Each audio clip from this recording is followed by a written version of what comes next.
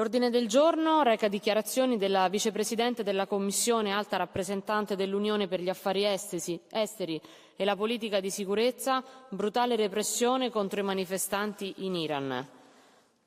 Prego, Commissario Kallas, Alto Rappresentante e Vicepresidente della Commissione. Prego.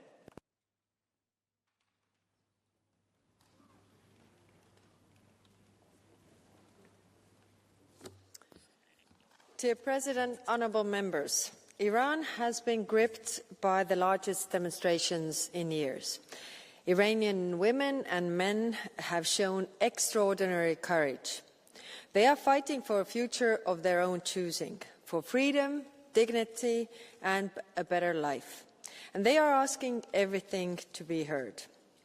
The human rights situation in Iran has been severe for years, particularly the appalling pace of executions and the arbitrary detention of human rights defenders. But we are witnessing now is of different magnitude. Citizens demanding rights are met with batons and bullets. The Iranian authorities have built their rule on uncompromising repression. By their own admission, thousands of people have been killed in recent weeks. To conceal the scale of repression, the authorities have imposed a nationwide communications blackout, aimed to prevent the international community from witnessing what is happening. Yet, the images reach us despite the blackout, and they leave no doubt about the brutality of the response. Violence against peaceful protesters is unacceptable, always and everywhere.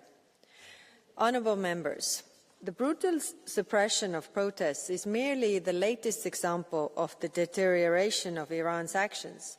Iran's illicit nuclear activities, its military support to Russia, support to terrorist organisations across the Middle East, hybrid attacks on EU soil and the arbitrary detention of EU citizens. The EU already has sweeping sanctions on Iran in place, targeting those responsible for human rights abuses, nuclear proliferation activities and Tehran's support for Russia's war in Ukraine.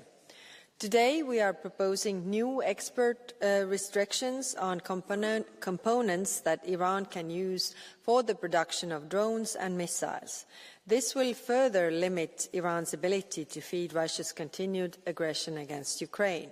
In addition to that, we are working on new sanctions response on Iran's authorities' brutal repression of protesters and to support the Iranian people's legitimate demands.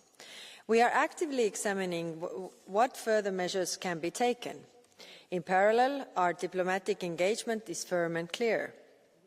On the 13th of January, my diplomatic service summoned the Iranian ambassador, and most of the member states did as well.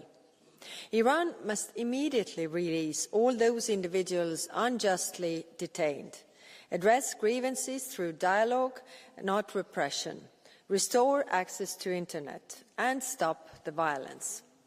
The actions of Iranian authorities have broader implications for regional security. Their threats to target US forces in the region risk further deepening tensions.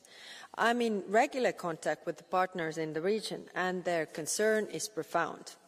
The European Union remains firmly committed to peace, security and stability in the Middle East. All parties must abide by international law and exercise restraint. The risk of miscalculation is higher than ever. The brave Iranians who have taken to the streets are not asking for the impossible. They are demanding fundamental human rights, dignity and meaningful change. And we stand firmly by them. Thank you.